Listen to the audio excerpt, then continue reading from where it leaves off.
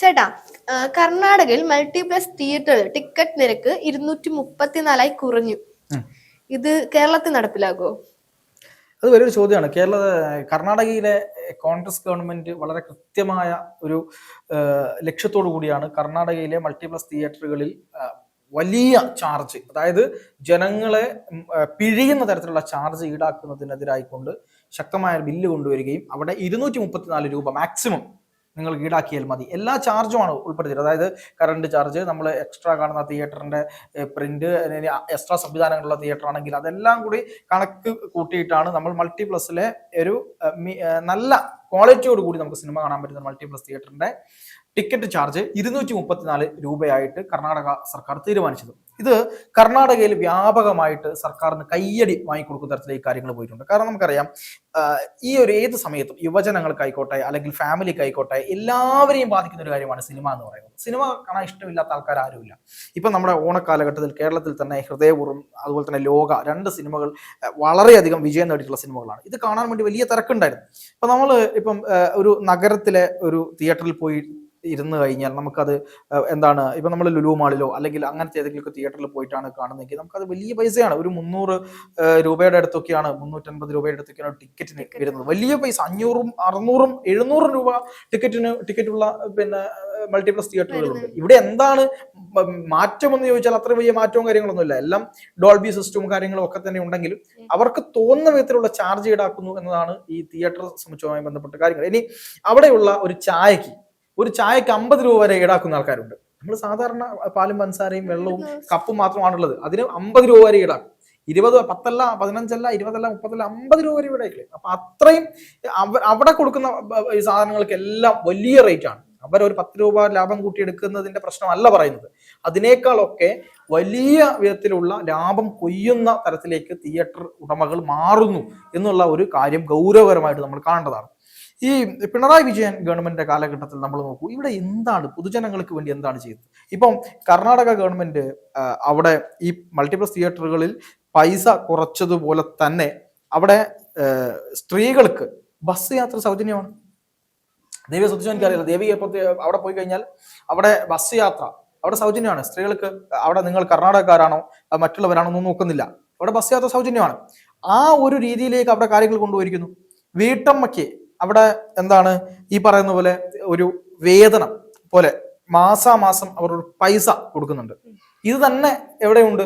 തമിഴ്നാട്ടില് സ്റ്റാലിൻ ഗവൺമെന്റ് ചെയ്യുന്നുണ്ട്. അതായത് ജനോപകാരപ്രദമായിട്ടുള്ള നടപടികൾ കൈക്കൊള്ളുക എന്നുള്ളതാണ് ഇവിടെയൊക്കെ നയം എന്ന് പറയുന്നത്. പക്ഷെ കേരളത്തിലേക്ക് വരുമ്പോൾ കേരളത്തെ നോക്കൂ, നമ്മളിവിടെ ലോട്ടറിയും മദ്യവുമാണ് നമ്മുടെ മുഖ്യ വരുമാനം. ഈ പ്രാവശ്യം മാത്രം ലോക സിനിമ 100 കോടി കടന്നു. ഏകദേശം ഹൃദയപൂർവ്വം 50-61 കോടി കടന്നു. 821 കോടി രൂപയാണ് ഈ ഒരൊറ്റ ഓണക്കാലത്ത് കേരളം കുടിച്ചു തീർത്തത്. നമ്മൾ ആലോചിക്കണം, 821 കോടി രൂപ കേരളത്തിന് കൊടുത്ത ഈ ആളുകൾക്ക്, കുടിയന്മാർക്ക്, അല്ലെ ഈ മദ്യപാനികൾക്ക്, അവർക്ക് എപ്പോഴും എന്താ, അവരെ പിന്നെയും ഊറ്റാനാണ് അത് നോക്കുന്നത്. സംസ്ഥാന സർക്കാർ നോക്കുന്നത് എന്താണെന്നറിയോ?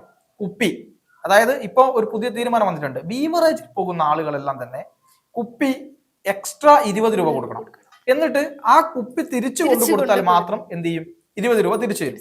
ഞാൻ ചോദിക്കട്ടെ, ഒരു 6, 7, 10 കിലോമീറ്റർ അപ്പുറമുള്ള ഒരാൾ മദ്യം വാങ്ങാൻ വേണ്ടി പോകുന്നു. അയാൾ മദ്യവും വാങ്ങി വീട്ടിൽ പോകുന്നു, അടിക്കുന്നു, അത് അവിടെ എവിടെയെങ്കിലും ചാടുന്നു. ഈ കുപ്പി എടുത്തിട്ട് അവിടെ പോയി ഇത് 20 രൂപയ്ക്ക് വേണ്ടിയിട്ട് അത് കൊടുക്കാൻ നിൽക്കുമോ? ഇല്ല. അത് കറക്റ്റായിട്ട് മനസ്സിലാക്കിക്കൊണ്ടാണ് സംസ്ഥാന സർക്കാർ ഈ ഒരു പണിയെടുത്തത്. കാരണം കിട്ടുന്നതിന്റെ മുകളിൽ എക്സ്ട്രാ ലാഭം എന്നുള്ള നിലയിൽ നമ്മൾ കാണുമ്പോൾ എന്താ, പ്ലാസ്റ്റിക് കുപ്പിയുടെ ഉപയോഗം കുറയ്ക്കുക. പക്ഷേ നമ്മുടെ കേരളത്തിലെ മദ്യപാനികൾ സംസ്ഥാന സർക്കാരിന്റെ ബുദ്ധിയേക്കാൾ മുകളിലുള്ള ബുദ്ധിയുള്ള ആളുകളാണ് ഇവർ കണ്ടില്ല. പല ആളുകളും കുപ്പിയുമായിട്ടാണ് പോകുന്നത്. എന്നിട്ട് അവിടെ നിന്ന് വാങ്ങിയിട്ട് നേരെ കുപ്പിയിലേക്ക് ഒഴിക്കുന്നു. എന്നിട്ട് ആ സമയം തന്നെ തിരിച്ചു കൊടുക്കും. എന്നിട്ട് 20 രൂപ തിരിച്ചു വാങ്ങേണ്ട അവസ്ഥയിൽ ഈ കാര്യങ്ങൾ പോകുന്നു. എന്തൊരു കാര്യം എന്ന് ആലോചിക്കണം. അപ്പോ നമ്മളെ പോലുള്ള പൊതുജനങ്ങൾക്ക് എന്തെങ്കിലും തരത്തിലുള്ള കാര്യമുണ്ടോ? ഇവിടെ ഞാൻ പറയാം, ഇവിടെ സാമൂഹ്യ സുരക്ഷാ പെൻഷൻ അത് 100 രൂപ വെച്ച് കൂട്ടുമെന്നായിരുന്നു പറഞ്ഞത്. ആദ്യ പിണറായി സർക്കാരിന്റെ കാലഘട്ടത്തിൽ 100 രൂപ വെച്ച് കൂട്ടി. പിന്നീട് അത് കൂട്ടിയത് ദേവി കണ്ടോ? ഈ രണ്ടാം പിണറായി സർക്കാരിന്റെ കാലഘട്ടത്തിൽ 100 രൂപ കൂട്ടിയിട്ടില്ല. അത് എപ്പോന്നറിയോ? അടുത്ത ഇലക്ഷനോടനുബന്ധിച്ച് കൂട്ടാൻ നിൽക്കുകയാണ്. കാരണം ഇപ്പൊ തന്നെ പിടിച്ചു നിൽക്കാൻ പറ്റുന്നില്ല. ഇനി അടുത്ത ഇലക്ഷൻ ആര് വന്നാൽ അവരുടെ തലയിലായിക്കോട്ടെ എന്ന് കരുതിയിട്ട് നിൽക്കുകയാണ്.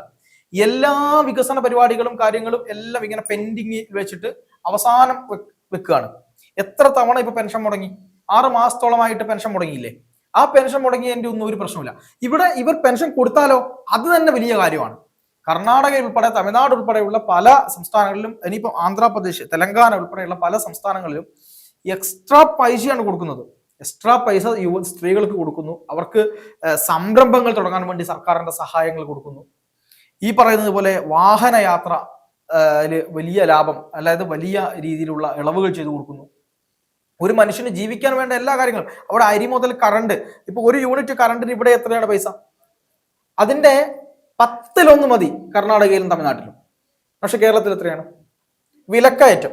ഇന്നത്തെ വാർത്ത, ദേവിക ശ്രദ്ധിച്ചോന്ന് എനിക്കറിയില്ല, ഇന്നത്തെ വാർത്ത കേരളത്തിൽ 9% വിലക്കയറ്റം വർദ്ധിച്ചത്. കർണാടകയിൽ അത് 3.2%. മനസ്സിലാക്കണം. എവിടെ? കർണാടകയിൽ 3.2%. മെട്രോപൊളിറ്റൻ സിറ്റിയാണ് ബാംഗ്ലൂർ ഉൾപ്പെടെയുള്ള സ്ഥലങ്ങൾ. കേരളത്തിലോ ഈ വിലക്കയറ്റം നിയന്ത്രിക്കുന്നു. ഇന്ത്യയിൽ ഏറ്റവും വിലക്കയറ്റമുള്ള സംസ്ഥാനമായിട്ട് കേരളം മാറി അല്ലേ? എന്നിട്ട് ഇവർ പറയുന്നത് എന്താ? വിലക്കയറ്റത്തെ നിയന്ത്രിക്കാൻ എല്ലാ കാര്യങ്ങളും ചെയ്യുന്നുണ്ട്, ഞങ്ങൾ വിലക്കയറ്റത്തെ നിയന്ത്രിക്കാൻ എല്ലാ സംവിധാനങ്ങളും ഒരുക്കി. എന്ത് സംവിധാനമാണ് ഒരുക്കിയത്? ഇവിടെ പൊതുജനങ്ങൾക്ക് കൃത്യമായി മാർക്കറ്റും വിപണിയും ഒക്കെ നോക്കാൻ എത്രത്തോളം അവരത് ശ്രദ്ധിക്കുന്നുണ്ട് എന്നറിയില്ല. മാർക്കറ്റൊക്കെ കൃത്യമായി നോക്കുന്ന ആളുകൾക്ക് മാത്രമാണ് ഇതിലെ നമ്മുടെ കേരളത്തിന്റെയും അതുപോലെ തന്നെ മറ്റ് സംസ്ഥാനങ്ങളും തമ്മിലുള്ള ഈ താരതമ്യം നടത്താൻ പറ്റുള്ളൂ.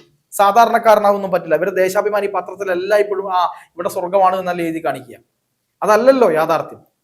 പിന്നെ ഇതുപോലെ കേരളത്തിലെ മൾട്ടിപ്ലക്സ് തിയേറ്ററുകൾ അറവുശാലകളായി മാറുന്നിടത്ത്, ഇവിടെ 500-700 ടിക്കറ്റിന് വാങ്ങുന്നിടത്ത് ഇതുപോലെ ഒരു മൾട്ടിപ്ലക്സ് തിയേറ്റർ ഏറ്റവും കൂടിയത് 300 രൂപ മാത്രമേ വാങ്ങാവൂ എന്നൊരു നിയമം പാസ്സാക്കാൻ എന്തുകൊണ്ട് സാധിക്കുന്നില്ല? എന്നൊരു ബില്ല് കൊണ്ടുവരാൻ എന്തുകൊണ്ട് സാധിക്കുന്നില്ല? സാധിക്കില്ലല്ലോ. അത് സംസ്ഥാന സർക്കാർ സാധിക്കില്ല. ഇവിടെ ബസ് യാത്ര ചെയ്യുന്ന ആളുകൾക്ക് സൗജന്യ ബസ് യാത്ര, സ്ത്രീകൾക്ക് സൗജന്യ ബസ് യാത്ര ഏർപ്പെടുത്താൻ എന്താ സർക്കാരിന് സാധിക്കാത്തത്? അതൊന്നും സാധിക്കില്ല. ഇവിടെ ഈ പറയുന്ന, ഇനി ഏറ്റവും രസകരമായ കാര്യം എന്താണെന്നറിയോ?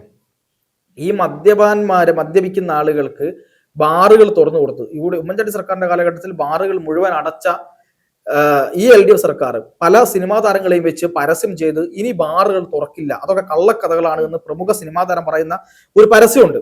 ആ ബാറിന്റെ കാര്യം വെച്ചിട്ട് ആ ബാറുകൾ ഉൾപ്പെടെയുള്ള കാര്യങ്ങൾ വീണ്ടും തുറന്നു കൊടുത്ത് പുതിയ ബിയർ വൈൻ പാർലറുകൾ ആദ്യഘട്ടത്തിൽ പുതിയവയ്ക്ക് അനുമതി കൊടുത്ത് ഇപ്പം നേരിട്ട് ബാറുകൾക്ക് അനുമതി കൊടുത്തു. ഈ LDF സർക്കാരിന്റെ കാലഘട്ടത്തിൽ മാത്രം എത്ര ബാറുകളാണെന്നറിയോ വർദ്ധിച്ചത്? രണ്ടാം പിണറായി സർക്കാരിന്റെ കാലഘട്ടത്തിൽ എത്രമാത്രം ബാറുകളാണ് വർദ്ധിച്ചത് എന്നുള്ളത് ഒരു കണക്കെടുത്ത് നോക്കിയാൽ നമ്മൾ ഞെട്ടിപ്പോകും. മദ്യത്തിന്റെ ഉപഭോഗം കുറയ്ക്കുന്ന പറഞ്ഞത്. എങ്ങനെയാ മദ്യത്തിന്റെ ഉപഭോഗം കുറയ്ക്കുന്നത്? ഇതാണോ മദ്യ ഉപഭോഗം കുറയ്ക്കൽ? 20 രൂപ പോലും എക്സ്ട്രാ വാങ്ങുന്ന തരത്തിലേക്ക് സർക്കാർ പോയിരിക്കുന്നു. ലോട്ടറിയിൽ പിന്നെ നടന്ന കാര്യങ്ങളെ പറ്റി ഇപ്പൊ അടുത്ത് ഒരു കാര്യങ്ങൾ വന്നിട്ടേ ഉള്ളൂ. അത് കൃത്യമായി 5000 രൂപയുടെ ഒരു രീതിയിൽ മാത്രം അത് സീരീസിന് മാത്രം വെക്കുന്നു. ഇങ്ങനെ പല ആരോപണങ്ങളിൽ ലോട്ടറിയെ പറ്റിയുണ്ട്. അതവിടെ നിൽക്കട്ടെ. പക്ഷെ ഈ മദ്യപന്മാരുടെ കാര്യത്തിൽ അവർക്ക് ഏതെങ്കിലും തരത്തിലൊരു അസുഖം വന്ന് വെള്ളം അടിച്ച് ആശുപത്രിയിലായാലും അവർക്ക് ആരോഗ്യ ഇൻഷുറൻസ് കിട്ടില്ല. അവർക്ക് കിട്ടില്ല. കാരണം ഏറ്റവും കൂടുതൽ പണം കൊടുക്കുന്നത് ആരാണ്? ഈ മദ്യപന്മാരാണ്. അവരെ ഒന്നുകിൽ ഈ പറയുന്ന പരിപാടി നിർത്തുക, അല്ലെ കബളിപ്പിക്കൽ നിർത്തുക. ഇതൊന്നും അല്ലല്ലോ ചെയ്യുന്നത്. അപ്പൊ അതുകൊണ്ട് ജനങ്ങൾക്ക് ഉപകാരപ്രദമായ ഒരു കാര്യവും സംസ്ഥാന സർക്കാർ ചെയ്യില്ല. പക്ഷെ കർണാടക സർക്കാർ ചരിത്രം സൃഷ്ടിച്ചിരിക്കുന്നു. ഇത് അവിടുത്തെ യുവതീ യുവാക്കൾക്കിടയിലും ഒപ്പം അവിടുത്തെ ആളുകൾക്കിടയിലും വലിയ സ്വാധീനം കർണാടക ഗവൺമെന്റ് ഉണ്ടായിക്കൊടുത്തിരിക്കുന്നു. ഇച്ഛാശക്തിയുള്ള ഡബിൾ ചങ്കുള്ള നേതാവാണ് എന്ന് പറഞ്ഞിട്ട് കാര്യമില്ല, അത് പ്രവൃത്തിയിലൂടെയാണ് കാണിക്കേണ്ടത് എന്ന് കർണാടകയിൽ സിദ്ധരാമയ്യയും DK ശിവകുമാർ നമുക്ക് കാണിച്ചു തരികയാണ്.